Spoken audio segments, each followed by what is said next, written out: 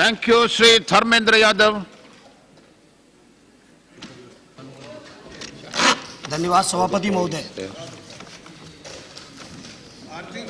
संघ लोक सेवा आयोग द्वारा ये जो निर्णय लिया गया है, संघ लोक सेवा आयोग की परीक्षाओं से हिंदी सहित सभी भारतीय भाषाएं जो संविधान की 8वीं अनुसूची में दर्ज हैं, उन सभी भाषाओं को संघ लोक सेवा आयोग की परीक्षा से निकालने का जो निर्णय लिया गया है, मैं समझता हूं सभापति महोदय, इससे बड़ा देश विरोधी, राष्ट्र विरोधी कोई निर्णय हो नहीं सकता था। कोई मामूली निर्णय नहीं सभापति महोदय।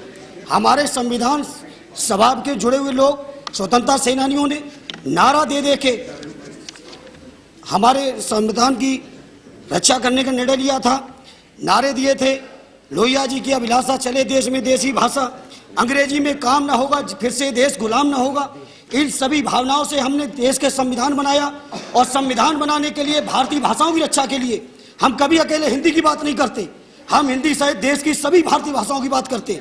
उनकी रक्षा के लिए, उसकी रक्षा के लिए राजभाषा अधिनियम बनाया इसी सदन ने, और राजभाषा अधिनियम बनाने के बाद राजभाषा समिति बनाई। सभी राष्ट्रीय कार्यालयों की जांच के लिए समिति बनाई। करोड़ों रुपया सरकार खर्च कर रही है। वहीं दूसरी ओर ये जिस तरह का कानून बनाया, हमारे यूपीएससी से जो निकले अधिकारी होंगे, अगर वो केवल अंग्रेजी जानने वाले होंगे तो मैं समझ नहीं पा रहा हूं सभापति महोदय कि कौन से हमारी भारतीय भाषाओं की रक्षा कर लेंगे।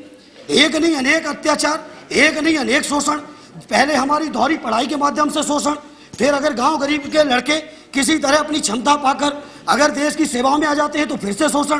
कोई मामूली शोषण नहीं है। केवल हिंदी और भारतीय भाषाओं को हटाया नहीं गया, केवल अंग्रेजी को कंपलसरी नहीं किया गया, बल्कि आप सबको जान के आश्चर्य होगा कि जो हमारे निबंध का पेपर होता है, उस निबंध के पेपर को और अंग्रेजी के पेपर को जोड़ दिया गया। जब जिस छात्र की अंग्रेजी कमजोर होगी, उसका निबंध का भी पेपर कमजोर पड़ जाएगा।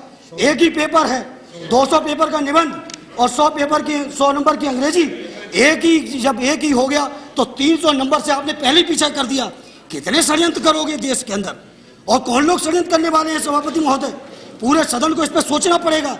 ये कोई केवल प्रतियोगी छात्र छात्राओं के साथ अन्याय नहीं है, बल्कि देश के अंदर हम बड़ा संकल्प लेते कि हमारे देश के 80% लोग गांव में रहते। हमारे देश, सभापति महोदय सुन लीजिए, सर निवेदन है, इसलिए भी निवेदन है, देश के 80% लोगों को देश की तमाम मुख्य धाराओं से दूर करने का ये षड्यंत्र है। हमारे बहुत सारे क्षेत्रीय भाषाओं के लोग बैठे हैं, अरुण जी बोल रहे थे, हम अपने सभी भारतीय भाषाओं के जितनी क्षेत्रीय भाषाएं उनका समर्थन करते हैं, और साथ ही अपील करते हैं, हिंदी की बजाय अगर हटाने का संकल्प लेना है तो अंग्रेजी को हटाने का संकल्प ये सदन पारित करे, जिससे हमारे देश का स्वाभिमान, हमारे देश का संविधान बढ़ सके।